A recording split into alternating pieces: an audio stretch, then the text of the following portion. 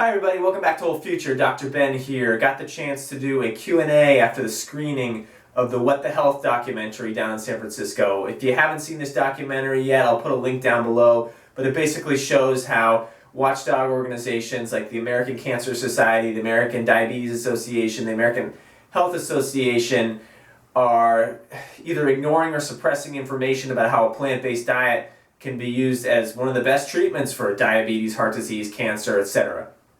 But these companies take money from big pharma and big ag who have vested interest in people not learning about those things so they can continue on eating food that causes the disease and then taking drugs to manage the symptoms of the disease but never actually getting well or recovering from the disease.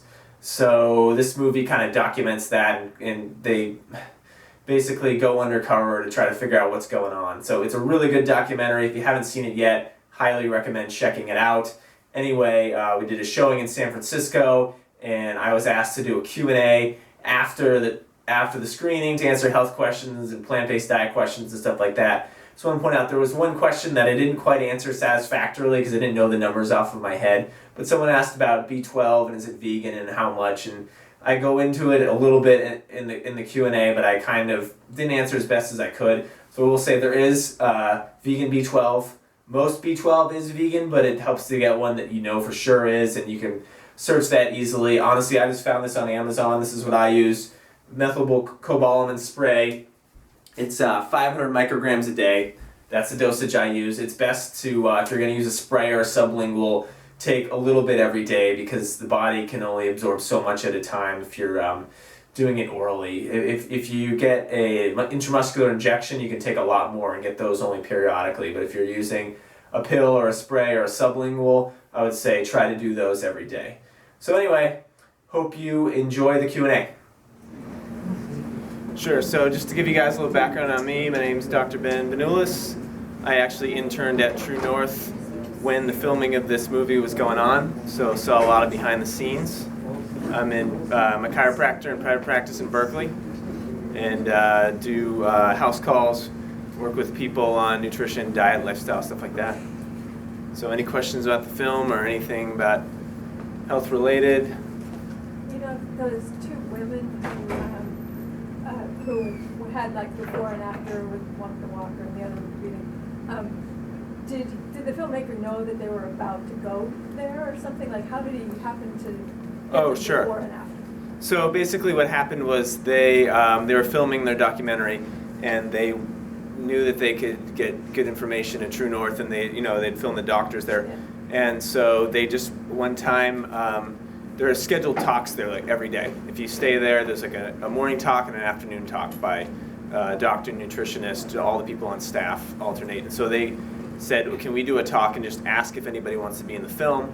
And they got a few people that volunteered and said, oh, yeah, I want to be in the film. So those people were there already, like at the beginning? And then, okay. Yeah. I thought it made just friends. Okay. Yeah, and so like a lot of the footage that shows of them, they're in Santa Rosa.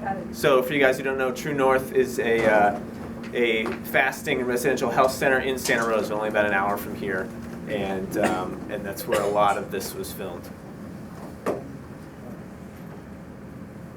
Hi, so I have a question about vitamin B12, and I know that there are two versions of B12, one which is a derivative of animal, and then there is a vegan B12. Could you clarify that a little bit? So there's actually three versions of vitamin B12. There's cyanocobalamin, hydroxycobalamin, methylcobalamin. They're all actually bacteria derived. So it's like I said in the movie, it's not a plant, it's not an animal. It's a byproduct of bacteria.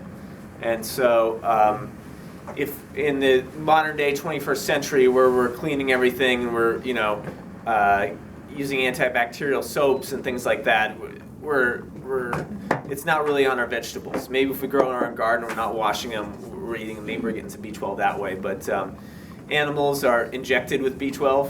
So if you're eating an animal diet, you're supplementing. You're just doing it sort of secondarily. So it's recommended that you get a supplement, and there are all forms of vitamin B12 supplement that exist that I'm aware of are vegan. So say that again. all forms of vitamin B12 supplement that exist are vegan, as far as I know. Yeah, because I actually Googled it, I checked that, because I was taking a B12 that was based on dairy, Okay. yes. So And there's I- vitamin D? Then I would rather take it. Yeah. Then I found a vegan B12 online. Yeah. Because that is like a total trap, like getting whey protein to vegetarians. Well, why don't you become a true carnivore again, by the way, right? Yeah. Okay. So, I mean, as far as I know, I would check labels, but it's vitamin D that's often animal derived that you have to be more careful about. That's a whole nother discussion, but vitamin D is essentially a hormone that animals produce, including humans, when we're exposed to sunlight.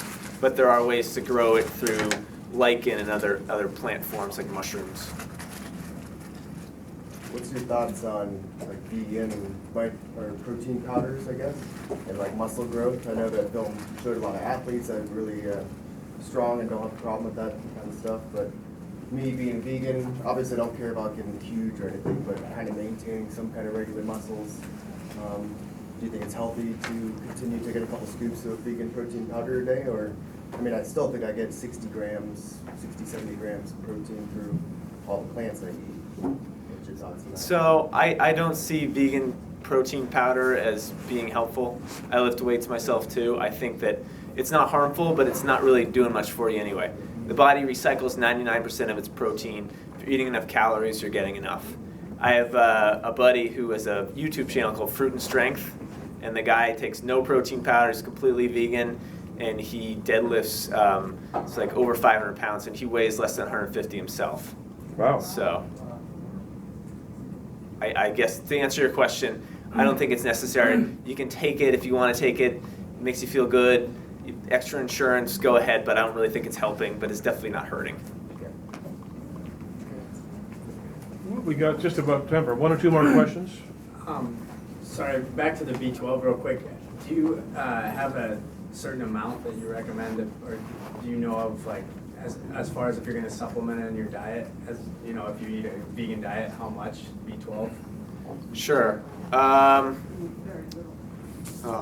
don't know that I don't remember the numbers offhand, but it's not very much that you need in a daily amount. Could I respond? We had a gentleman who's a nutritionist in Oakland. I forget his name right now. He's very well known. He came here and gave a lecture once, and he said that if you skip, then you've got to take a larger dose. But he said on a regular basis, I really don't remember, like you said, the number, but he said you can't just take it like once a month. You got to take it regularly. I remember he said that. Yeah, it's best to take it's on the order of micrograms. Yeah, Take. micrograms. Yeah. That's like 1,000, because I know I'm the dose, but I didn't know, I was like, how often should I take this? So I think I do it once a week, because I can't get, like, yeah. For 1,000, I would take it twice a week. Twice a week, Because of that. genuinely, I was Yeah. thinking, I can't give a straight answer. Yeah. Fantastic. I have a question that I never hardly ever see anything about kidney disease.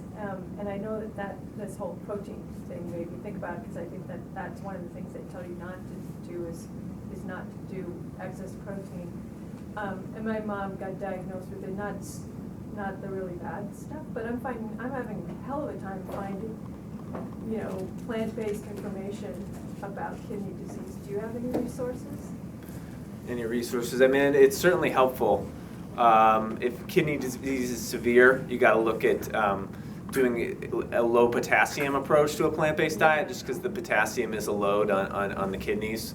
For people who have reduced function, it can be tough. Yeah. But as far as anybody, the other thing is kidney disease, it's not as reversible as something like heart disease. You can maintain and sort of prevent it from getting any worse, but actually restoring and growing back kidney function is pretty rare. Maybe time for one last question. I was wondering, how would you advise somebody who's in the healthcare industry and who's been enlightened by this diet? How do they move forward in an industry that is still very, driven by the pharmaceutical industry and the meat industry? How do you move forward? Is there a particular profession you're talking about? Like nursing or Okay. like medical doctors in the medical industry, Okay. that are they're just surrounded by pharmaceuticals. It's like it's your only option or means to help people. Sure, that's a great question. I could give a really long answer. I'll try to keep it succinct. I personally, many years ago, was inspired by the documentary Forks Over Knives, and so I had my own sort of health conditions that got pretty bad with like chronic fatigue, chronic digestive issues, chronic pain. I was really incapacitated, and it was diet that fixed it. So that was kind of an awakening for me. And so I knew that after seeing Forks Over Knives in these documentaries, I realized, yeah, the surgeries and the drugs like don't treat the root cause of the disease. So I wanted to do something that was not pharmaceutical or surgical, and that's why I went into chiropractic. If you are in that profession, I would highly suggest, or just in the healthcare field, do an internship at True North in Santa Rosa.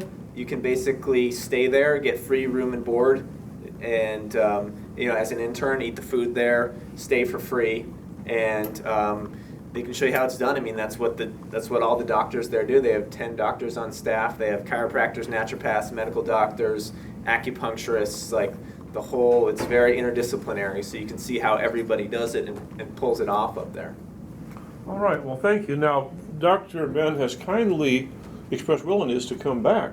And, Yeah, I'd love to. And give us all the benefit of his knowledge, so we will hope to have him back soon.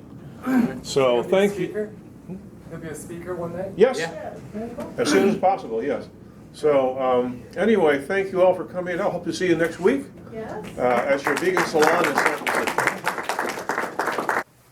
So that was it. Hope you enjoyed it. Hope you got something out of it. If you have a question based on what you heard here that you just want to ask, go ahead and leave a question down in the comments. Subscribe to these videos if you haven't already. Give it a thumbs up. And I'll be doing another talk actually tomorrow in San Francisco. I'll put the link down below. But for those of you who are in the Bay Area, you aren't going to catch it. But I'm doing a few more of these. There'll be another one in a couple of weeks in Livermore, California, and then one in Oakland. And I'm really excited to just share and be able to be a credible source when people see this documentary and have questions and maybe don't believe it or anything like that. So hope you enjoyed the video. Catch you guys next time.